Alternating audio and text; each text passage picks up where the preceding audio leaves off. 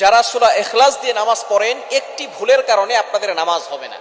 অনেকেই আছে আলহামদুলিল্লাহ সূরা ইখলাসকে ভালোবাসেন, সূরা ইখলাসকে মহব্বত করেন, কিন্তু আপনাদের একটি ভুল এমন হয়, এই একটি ভুল যদি আপনাদের হয়ে থাকে তাহলে কিন্তু আপনাদের নামাজ হবে না, নামাজ বাতিল হয়ে যাবে। সূরা ইখলাসের ফজিলত অনেক বেশি, আমরা সকলেই জানি।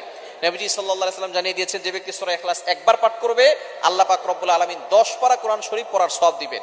যে ব্যক্তি 3 বার পড়বে 1 খতম কোরআন শরীফ পড়ার সওয়াব পাবে।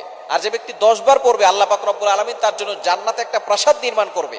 এবং আমরা এরকম অনেক হাদিস শুনেছি যে নবীজি সাল্লাল্লাহু আলাইহি ওয়াসাল্লাম জানিয়ে দিয়েছেন, যারা সূরা ইখলাসকে ভালোবাসবে, সূরা ইখলাসের ভালোবাসা তাকে জান্নাত পর্যন্ত পৌঁছে দিবে।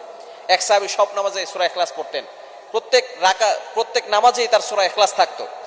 সাহাবাকে অভিযোগ করলেন, ইয়া রাসূলুল্লাহ, সে তো প্রত্যেক নামাজেই সে সূরা ইখলাস পড়ে। তাকে জিজ্ঞেস করা হলো, কেন তুমি সূরা ইখলাস পড়ো? তখন তিনি বলেছে, সূরা ইখলাসকে আমি ভালোবাসি, আমি আল্লাহকে মহব্বত করি। নবীজি সাল্লাল্লাহু আলাইহি ওয়াসাল্লাম জানিয়ে দিয়েছেন, এই সূরা ইখলাস তাকে